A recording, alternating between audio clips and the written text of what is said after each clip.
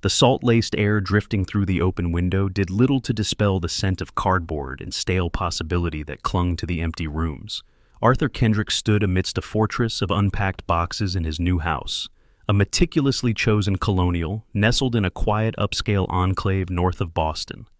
Each taped-up container was a deliberate monument to the life he was burying, decades spent navigating the treacherous corridors of federal law enforcement, culminating in a position just shy of the very top. He'd traded the adrenaline hum of Washington, D.C. for the muted rhythm of coastal New England, seeking not just retirement but absolute anonymity. This carefully curated house, with its unremarkable beige walls and standard-issue landscaping, was meant to be his sanctuary, his vanishing point. He ran a hand over a dusty mahogany bookshelf, still empty, waiting for books he wasn't sure he'd ever buy. The silence here was different from the expectant hush of a stakeout, or the loaded quiet of an interrogation room. This silence felt hollow, almost sterile, mirroring the deliberate emptiness he was trying to cultivate within himself. He craved a truly quiet life, a stark contrast to the noise and chaos that had defined his career. Yet even here, surrounded by the trappings of a peaceful new beginning, the shadows of the past felt long. A glint of sunlight off a distant wave momentarily recalled the flash of unwanted cameras, the media frenzy surrounding the Nightingale incident, the case that had fractured his resolve and pushed him toward this self-imposed exile. He pushed the memory down, a familiar reflex honed over countless sleepless nights. Outside, beyond the pristine lawn he hadn't yet touched, Eleanor Vance snipped methodically at her prize-winning roses. Her movements were precise, economical, much like the keen glances she occasionally cast towards his house. She'd offered a polite brief welcome the day he moved in, her eyes taking in the expensive moving truck and the solitary figure overseeing it with an assessing, though not unfriendly gaze. Kendrick had offered a curt nod in return, careful not to invite conversation. He knew observant eyes were everywhere, even in places dedicated to obscurity. He was just another retiree, perhaps a widower nursing unspecified regrets. That was the narrative he needed the world, and especially his new neighbors, to believe. He turned from the window, the sea breeze doing little to cool the familiar tension coiling in his gut. This was supposed to be it, the final chapter, unremarkable and unwritten. He just needed to convince himself that the ghosts of his former life wouldn't find their way to this quiet corner of the world, that peace was truly possible for a man who had spent so long dancing with danger. He had meticulously planned this escape. Failure wasn't an option he could afford to entertain. The sudden percussive thump-thump-thump on the heavy oak front door wasn't just loud, it felt aggressive, invasive. It ripped through the carefully constructed quiet of Arthur Kendrick's afternoon like a gunshot. Years of training instantly took over, his posture straightened, senses flaring awake from their self-imposed dormancy. His pulse quickened, not with fear, but with the familiar thrum of alertness, an old reflex overriding his conscious desire for peace. He hadn't even finished his first cup of tea since arriving. This meticulously chosen sanctuary was already being breached. He moved towards the foyer, weaving through the maze of still-taped boxes that felt less like symbols of a new beginning and more like inconvenient barricades. Through the peephole, he saw two men standing on his porch, their forms slightly distorted by the lens. They didn't look like delivery drivers or friendly neighbors. He unlocked the deadbolt, the heavy click echoing in the sparsely furnished hall, and opened the door just wide enough to see them clearly while maintaining a defensive position. The man standing slightly forward, presumably the leader, was in his 40s, with slicked-back hair that seemed impervious to the coastal breeze. He wore a navy blue polo shirt embroidered with a crisp, overly bright gold emblem that read, "Community Standards Authority." The shirt looked new stiff and didn't quite match the slightly faded navy trousers. He offered a smile that didn't reach his eyes, radiating a forced salesman-like confidence. Behind him stood a larger man, broader in the shoulders but visibly uncomfortable. Marcus "Mac" Cole, as Kendrick would later learn. His name shifted his weight from foot to foot, his gaze darting nervously towards the street, then back to his companion, anywhere but directly at Kendrick. His uniform shirt, the same style as the first man's, was slightly askew, and a faint line of sweat beaded on his upper lip, despite the mild temperature. He radiated unease like cheap cologne. "Arthur Kendrick," the first man asked, his voice, a smooth baritone that felt practiced. He didn't offer a handshake, but his eyes scanned past Kendrick, trying to get a glimpse inside the house. Kendrick merely nodded, his expression carefully, neutral, offering nothing. Decades of experience had taught him the power of silence, of making the other party fill the void. Leo Thorne, the man introduced himself, gesturing vaguely at his chest emblem. And this is my associate, Mac Cole. We're with the Community Standards Authority, your HOA compliance team. He paused, clearly expecting some reaction. Kendrick gave, Chindi. Thorne cleared his throat, the manufactured confidence faltering slightly. We're just doing routine checks in the neighborhood today, sir. Need to verify the official property boundary markers are clear and undisturbed per Section 7B of the Community Guidelines. Won't take but a moment of your time if you could just step outside with us. Kendrick's mind processed the request instantly. Routine checks, invasive request, verify boundary markers, implausible, need for 2 officers, Section 7B, likely fabricated. Everything about them screamed wrong. The cheap-looking emblems, the mismatched confidence levels, the flimsy pretext designed to get him out of the house, or allow them closer observation. His internal alarms, long dormant, were now blaring. These men weren't HOA officials. They were something else entirely. Despite his deep desire to remain unremarkable, the lifetime of assessing threats couldn't be switched off. He was already analyzing angles, exits, and potential dangers. The quiet retirement momentarily forgotten. Arthur Kendrick maintained his calm, unassuming posture, leaning lightly against the doorframe. He hadn't invited them in, nor had he stepped outside as requested. He let the silence stretch for a beat after Leo Thorne's explanation, watching the subtle interplay between the 2 men. Thorne held his gaze steady, a mask of professional patience, while Mac Cole shifted again, his eyes briefly flicking past Kendrick's shoulder towards the stacks of boxes visible in the hallway. Boundary markers? Kendrick repeated, his tone mild, almost thoughtful.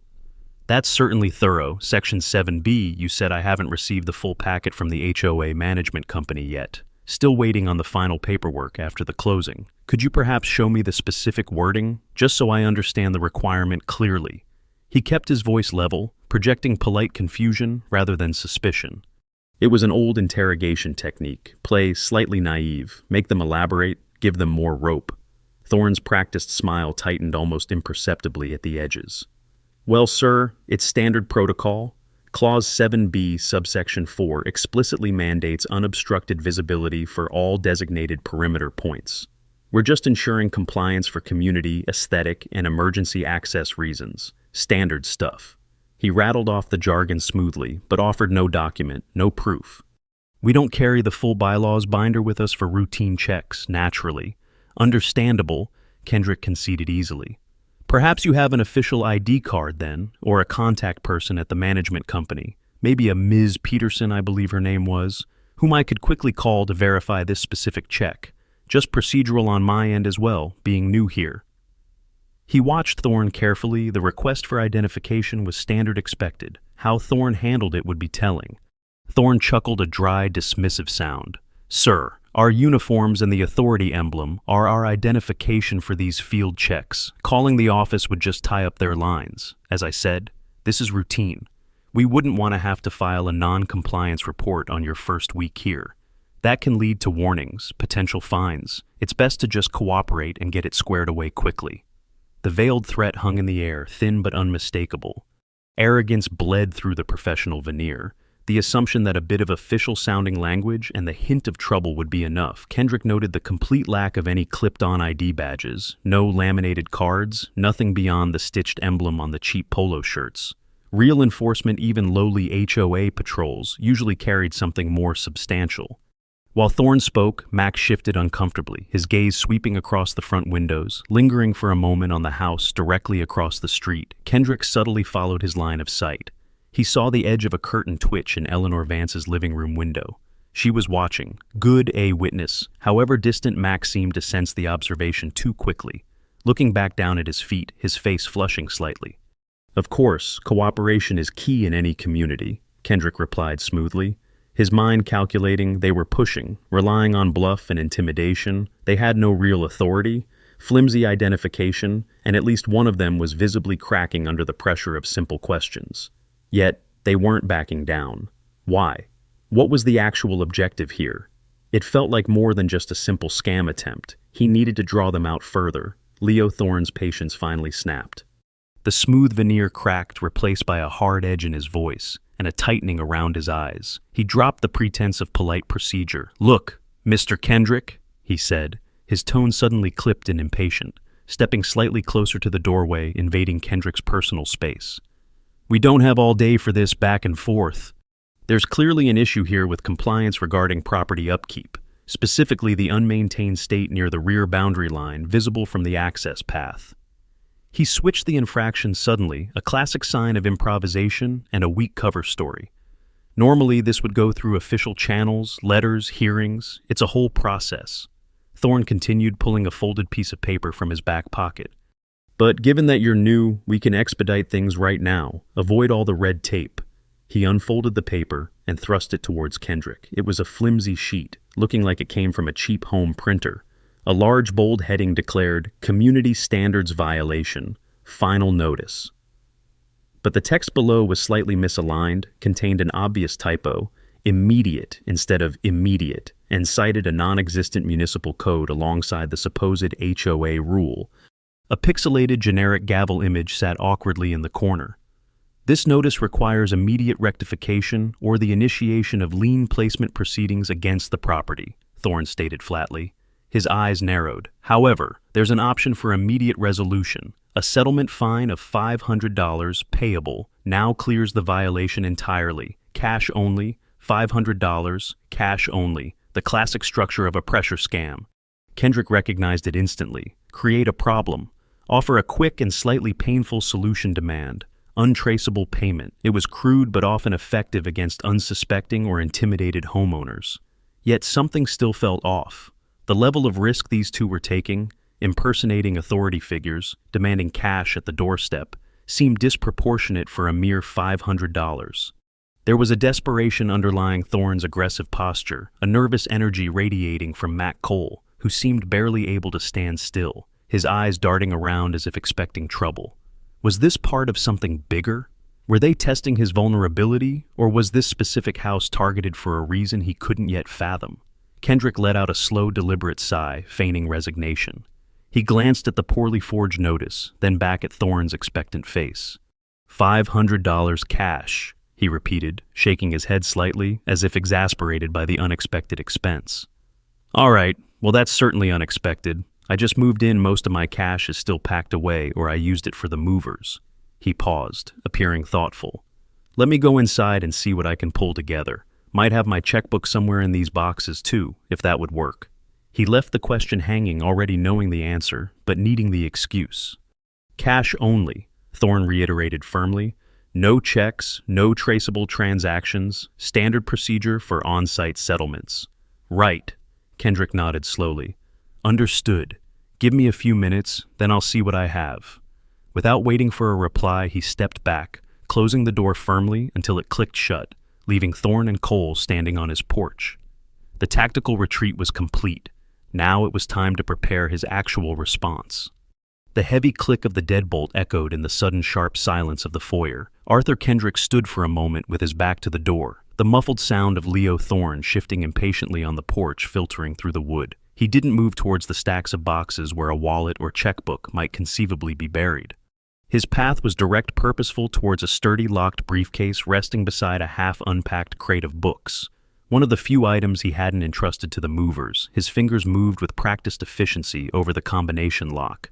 Inside nestled securely in custom-cut foam. Padding lay, not cash, but something far more potent. A worn leather credential case. He picked it up, the familiar weight settling into his palm like an old, unavoidable truth. He flipped it open, instinctively, glancing at the gleaming badge, and the stark photo-eyed bearing his name and former title, Assistant Director, Federal Bureau of Investigation. The man staring back from the plastic seemed younger, harder a lifetime ago. He slipped the credential case into the inner pocket of his jacket, then he retrieved his smartphone from his trousers. With a few swift taps, he activated a discreet audio recording app, letting the phone continue recording as he slipped it into his shirt pocket. The microphone angled outwards. Evidence, always gather evidence. He stood straight, taking a slow centering breath, letting it out gradually. The salt air from the open window felt different now, charged with impending confrontation, rather than quiet promise. The carefully constructed anonymity he'd sought, the deliberate detachment, it had evaporated the moment Thorne and Cole knocked on his door. The old weight, the mantle of authority and responsibility. He thought he had shrugged off, settled back onto his shoulders. It wasn't resignation he felt, not exactly. It was a grim acceptance, a click into a gear he knew too well. He couldn't outrun who he was, not even here. With his expression now calm, devoid of the earlier feigned confusion, and projecting in quiet authority that had intimidated men far more dangerous than the two waiting outside, Arthur Kendrick reached for the doorknob once more. The time for probing was over.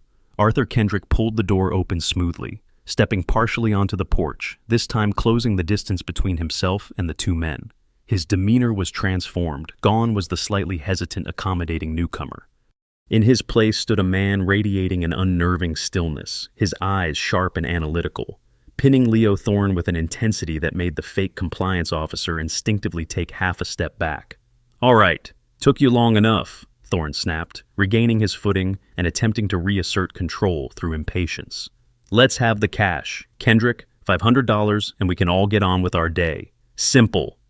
He gestured vaguely with the flimsy violation notice, trying to maintain the charade. Kendrick didn't even glance at the paper. He cut. Thorne off, his voice calm, but carrying an undeniable weight of authority that sliced through the salty air. "Let's clarify what's actually happening here." He began, his tone level, almost conversational, yet utterly commanding. "You two gentlemen are currently engaging in several serious felonies on federal property. Assuming this community receives federal road funding, which most do." Thorne blinked, thrown off by the sudden shift in topic and tone. "What are you talking about?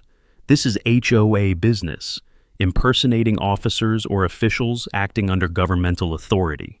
Kendrick continued, ticking the points off mentally as he spoke, his gaze unwavering. "Attempted fraud by scheme or artifice. Extortion under color of official right. Using false or misleading documents in furtherance of a fraudulent scheme." He paused, letting the weight of the accusations settle.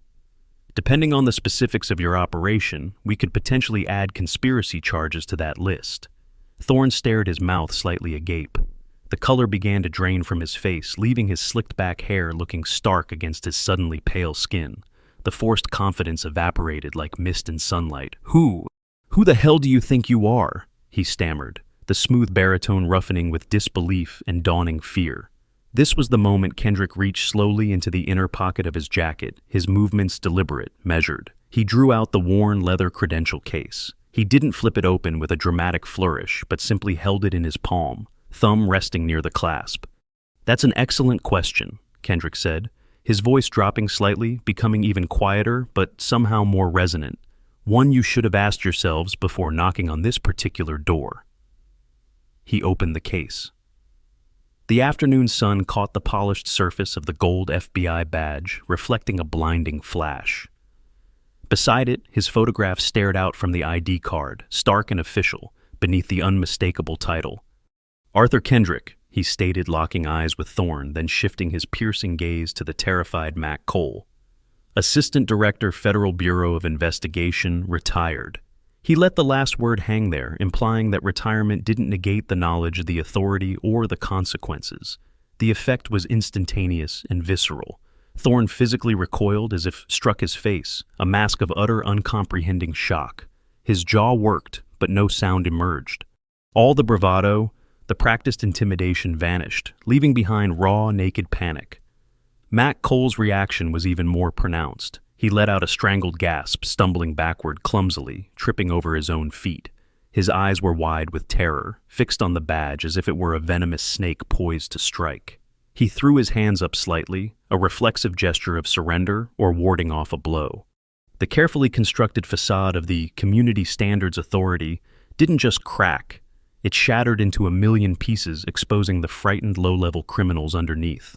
A profound silence descended on the porch, broken only by the distant cry of a gull and the ragged sound of Mac Cole struggling to breathe. The power dynamic had not just shifted, it had reversed with brutal, stunning finality.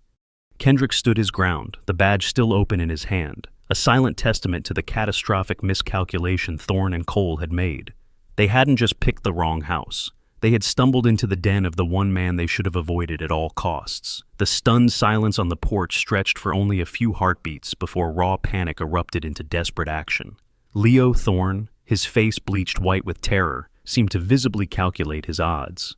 Fighting an FBI director, even a retired one, was unthinkable. Talking his way out was impossible. That left only one option: flight, but a clean break required a diversion. His eyes darted wildly, settling on Kendrick, then glancing towards the street as if expecting rescue. In a surge of adrenaline-fueled desperation, Thorne lunged forward, not in a direct attack, but shoving hard against Kendrick's shoulder, while simultaneously knocking over a small decorative ceramic planter near the door. The planter crashed to the porch floor, terracotta shards skittering across the wood, creating a sudden sharp noise and momentary distraction. The sound seemed to galvanize Mac Cole. With a strangled cry, he spun around and bolted off the porch, stumbling onto the lawn and sprinting towards the street with surprising speed for his size. His earlier nervousness replaced by pure, unadulterated flight instinct. Kendrick absorbed the shove easily. His balance barely disturbed years of defensive tactics training, ingrained in his muscle memory. He sidestepped the falling planter instinctively. For a split second, he considered grabbing Thorne, attempting to physically restrain him. He had the skills, the leverage. But Mac was already halfway across the lawn, and the situation was escalating unpredictably. Restraining Thorne might lead to a prolonged struggle, alerting whoever else might be involved, potentially drawing weapons. Just as that thought crossed his mind, a nondescript, slightly battered gray sedan screeched around the corner, tires protesting and pulled up sharply at the curb, directly in line with Mac's desperate flight path. The engine idled roughly, impatiently.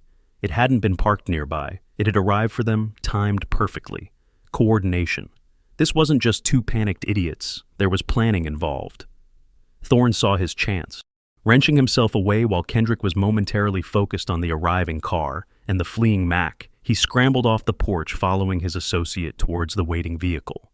In that crucial split second, Kendrick made a calculated decision. A physical pursuit was tactically unsound. He didn't know if they were armed, didn't know the driver, and charging blindly into the street was reckless. His priorities shifted instantly from apprehension to intelligence gathering. Stay put. Observe, record details. His eyes sharp and focused, despite the chaos, scanned the scene methodically. The car, mid-sized sedan, common make, maybe a Ford or Toyota, unremarkable gray minor dent on the rear passenger door. Looked like countless other vehicles on the road, perfect for blending in. The plate, Massachusetts plates. He caught the first three characters clearly. J4C, the rest was obscured by shadow or perhaps dirt. J4C, something. He burned it into his memory. The driver, Mac, scrambled into the back seat. Thorne yanked open the front passenger door. As Thorne dove in, Kendrick got a brief, clear look at the driver through the windshield. A figure, impossible to definitively tell. Gender from the quick glance, maybe short hair or a cap pulled low, sitting calmly behind the wheel, hands, steady face partially obscured by the angle and shadow, but radiating an aura of focused control, completely at odds with the panic of the other two. This was Silas. This was the professional Link. Before Thorne had even fully slammed his door shut, Silas had the car in gear. With another squeal of tires, the sedan shot away from the curb, ignoring the stop sign at the end of the quiet street, swerving slightly as it disappeared around the bend. The entire chaotic escape from Thorne's shove to the car, vanishing, took less than 15 seconds. Kendrick stood motionless on his porch amidst the shards of broken pottery, the audio still recording on his phone. The adrenaline surge began to subside, replaced by cold, analytical thought. They were gone, but they had left clues. A partial plate, two identifiable faces, Thorne and Mac, and the image of the calm, efficient driver. It wasn't much, but for a man like Arthur Kendrick, it was a start. The game, whether he wanted it or not, was now truly afoot. The squeal of the fleeing sedan's tires faded, leaving behind an almost jarring silence, punctuated only by the distant surf and the crunch of broken pottery under Arthur Kendrick's shoe as he shifted his weight. He stood on the porch, methodically reviewing the details he'd captured in his mind. J4C gray sedan, dented door, the calm driver. He deactivated the audio recording on his phone and slipped it back into his pocket, just as his front gate clicked open. Eleanor Vance hurried across the street, her gardening gloves still on her face, etched with concern, but also a surprising degree of composure. "Arthur, Mr. Kendrick, are you all right?" she called out, her voice clear and steady. "I saw them speeding off like maniacs, nearly took out Mrs. Henderson's prize azaleas at the corner." Kendrick managed a tight nod. "I'm fine. Eleanor, thank you. Just a rather unpleasant encounter." "Unpleasant? They practically flew out of here." She reached his porch steps, her sharp eyes taking in the broken planter. "I saw them arguing with you for quite a while. When the car pulled up so suddenly and they scrambled in, well, it didn't look right. I called 911 right away." "You did." Relief flickered through Kendrick. A timely call, a reliable witness. "That was excellent thinking, Eleanor. Thank you." "Just seemed like the sensible thing to do," she replied matter-of-factly. "Did you get a look at the car? Gray thing, wasn't it? Looked a bit rough around the edges." "It was," Kendrick confirmed. "Did you happen to catch the license plate?" Eleanor frowned slightly in concentration. "No. Dear, not the whole thing. It happened too fast. Started with a J, I think. Maybe a 4 after that. Then they were gone. J4. Her observation matched his own partial plate, valuable corroboration.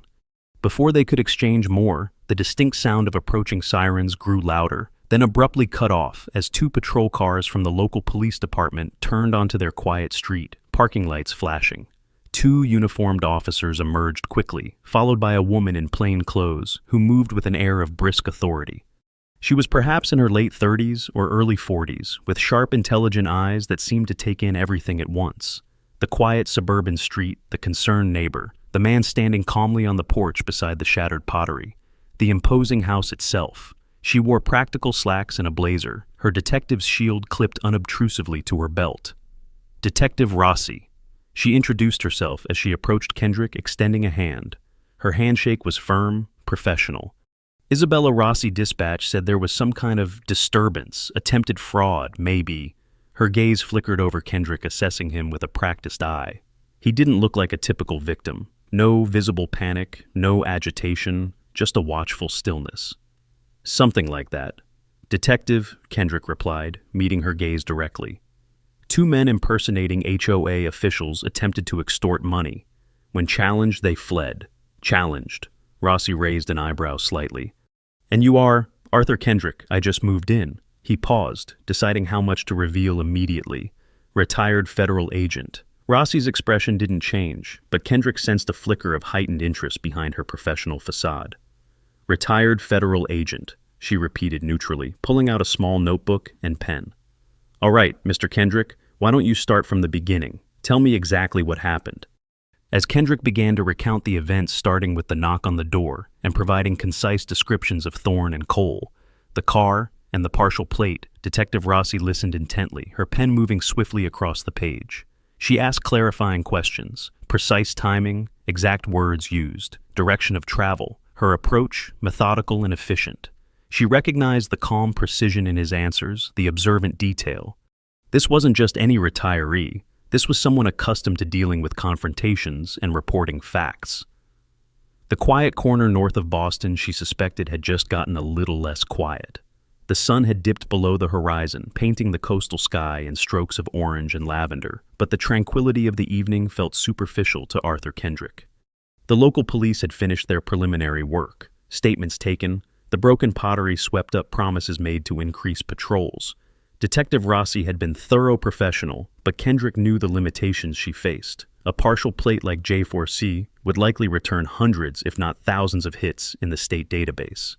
Without more, a precise make and model, a full plate number, identifiable suspects caught on nearby traffic cams, unlikely in this quiet enclave, the local investigation would probably stall quickly. Sitting in the near-empty living room, the house feeling vast and strangely vulnerable around him, Kendrick made a decision he'd hoped never to make again. He pulled out his phone, not the one he had used for recording, but a secure satellite phone he kept charged and ready out of decades-old habit, a relic from a life he was supposedly leaving behind. He scrolled through a heavily encrypted contact list until he found the name Ray Garrison. He hesitated for only a moment. Calling Ray meant cracking the door open to the world he'd slammed shut. It meant acknowledging that his carefully planned anonymity might already be compromised. But the alternative, letting Thorne Cole and the mysterious Silas simply vanish, potentially to victimize others or worse, was unacceptable. He pressed the call button. After a few rings, a familiar voice answered. Calm and measured. "Garrison." "Ray," Kendrick said, keeping his own voice low. "It's Arthur." There was a fractional pause on the other end. Then Garrison's tone warmed slightly, laced with underlying concern. "Arthur, it's good to hear your voice." "Everything all right up there?" settling in. Not exactly, Kendrick replied dryly. Had some unwelcome visitors today. Two men impersonating HOA officials tried a cash extortion scam. He quickly recounted the key details: the uniforms, the demand, the reveal of his credentials, the escape, the gray sedan, the partial plate, J4C, the third accomplice driving. Garrison listened intently, the silence on his end indicating focused attention. When Kendrick finished, Garrison let out a low whistle. Impersonating a fish's coordinated escape. That's brazen for a simple $500 shakedown. Arthur, especially pulling it on your doorstep, even if they didn't know who you were. My thoughts exactly, Kendrick said. It felt disproportionate, organized. Funny you should say that, Garrison responded, his voice taking on a more serious edge.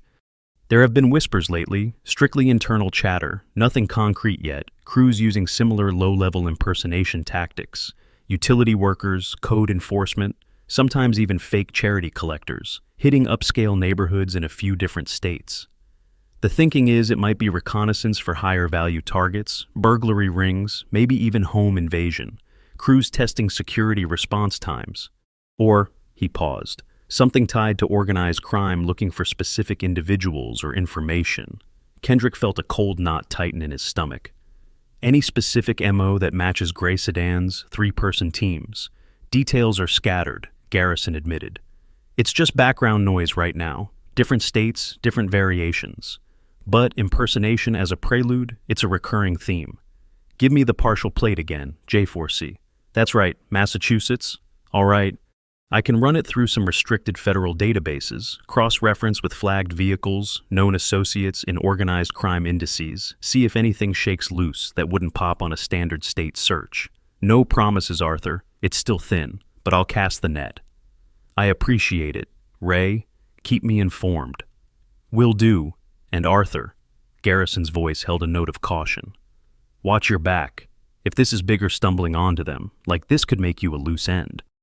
Old habits, Kendrick said quietly before ending the call. He sat in the deepening twilight, the weight of Garrison's words settling heavily, whispers of organized cruise reconnaissance potential, links to something far darker than a simple scam. Meanwhile, somewhere across town, Detective Rossi was likely inputting J4C into her local system, scrolling through endless lists of registered vehicles unaware of the deeper, murkier waters Kendrick had just begun to stir. The net was cast, but what it might catch remained worryingly unclear. Sleep offered no refuge that night. Arthur Kendrick found himself pacing the cavernous, empty living room, the faint moonlight striping the floor through the tall windows. Ray Garrison's words echoed in his mind. Organized crews, reconnaissance whispers of something larger, but it felt too impersonal, too random. Why this house? Why him, even under the guise of a simple retiree? Professionals, even mid-level ones, usually did their homework. He replayed the encounter meticulously in his mind, dissecting every word, every gesture. Thorne's initial confidence, Mac's obvious anxiety, the poorly forged document. He recalled retrieving the crumpled paper after the police left, smoothing it out instinctively before discarding it. He hadn't kept it. No need for flimsy physical evidence when he had the memory and the recording, but the details remained sharp. The misaligned text, the pixelated gavel, the sudden switch in the alleged violation Thorne had initially cited. Property boundary markers. When Kendrick pressed for specifics, Thorne had defaulted to jargon about unobstructed visibility and emergency access.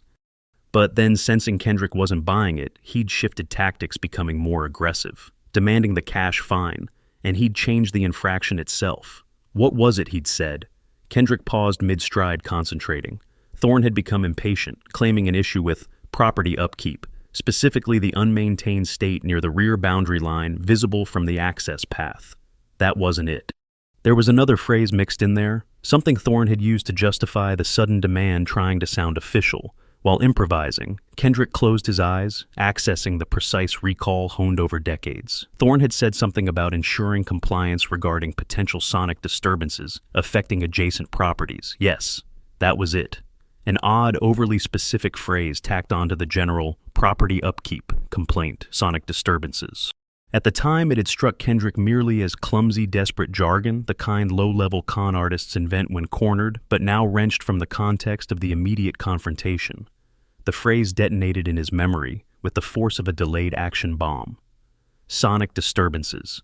A chill cold and sharp traced its way down his spine. He stopped pacing, standing utterly still in the moonlit room. That phrase wasn't random, it wasn't clumsy jargon. It was terminology specific and obscure directly linked to the clandestine surveillance methods used, and ultimately compromised, during the investigation codenamed Nightingale. The Nightingale incident hadn't just been another case. It was the operation that had consumed the final years of his career, a sprawling counterintelligence probe into a sophisticated foreign network embedded deep within sensitive U.S. industries. It involved cutting-edge acoustic surveillance betrayal from within his own ranks and ended not with a clean sweep, but with compromised assets, leaked information, and careers including his own irrevocably damaged. The public knew only fragments. The true depth of the breach, the specific technical methods like monitoring unique sonic signatures remained highly classified. Only a handful of people involved in the core investigation team, or the opposition they were hunting, would know that specific peculiar terminology. Kendrick felt the blood drain from his face. It couldn't be a coincidence. The odds were astronomically against some random con man pulling that exact phrase out of thin air while trying to scam $500. It wasn't just unlikely, it was impossible. This wasn't a random crew hitting an upscale neighborhood.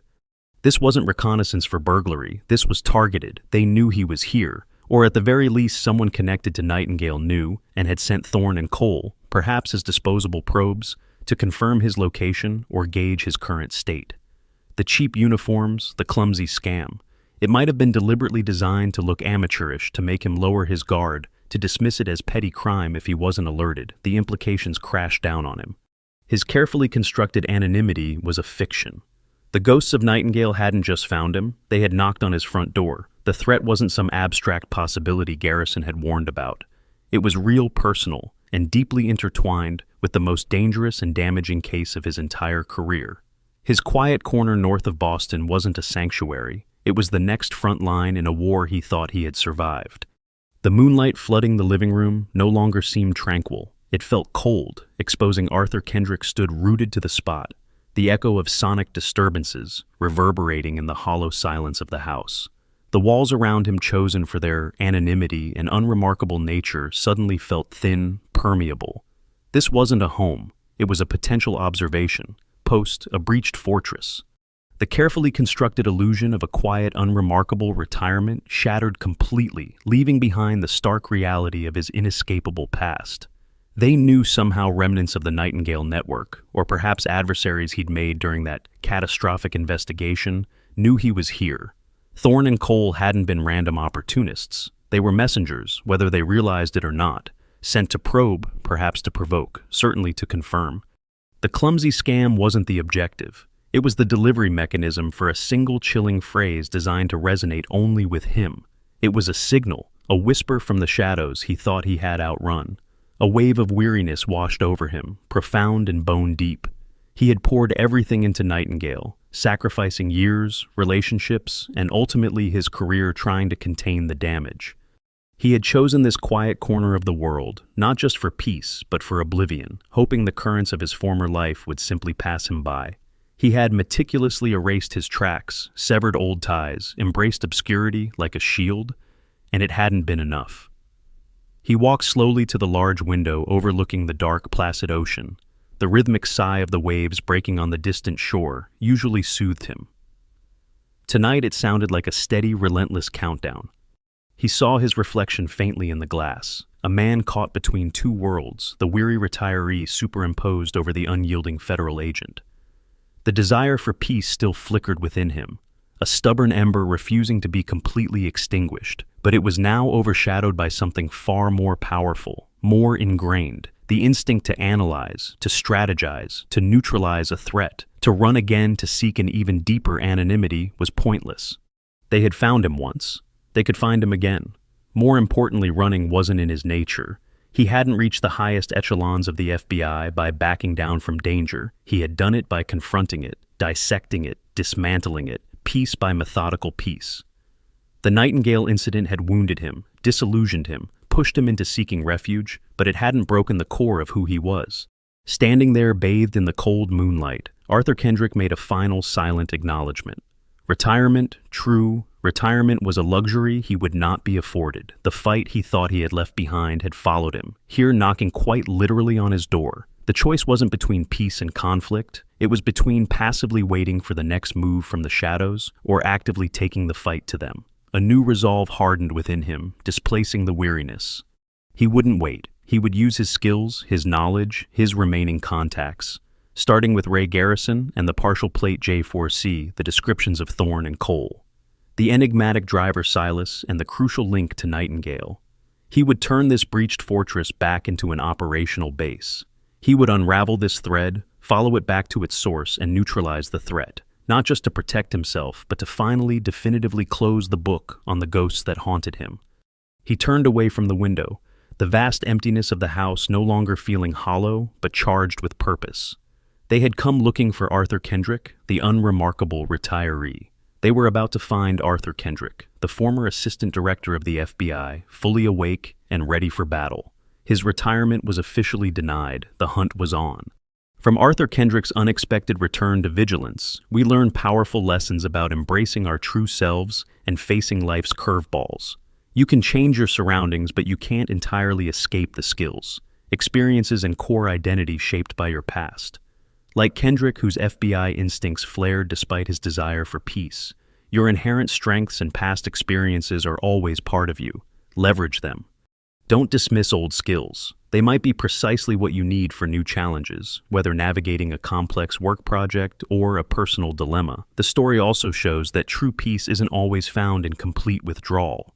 Sometimes purpose reignites when we confront unexpected problems head-on rather than retreating.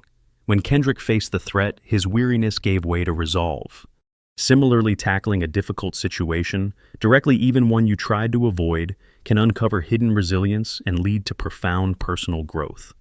Stay observant, even when life feels quiet, and remember that your unique capabilities can help you navigate challenges far more effectively than trying to be someone you're not. Embrace your history, engage with the present, and find strength in facing what life throws your way.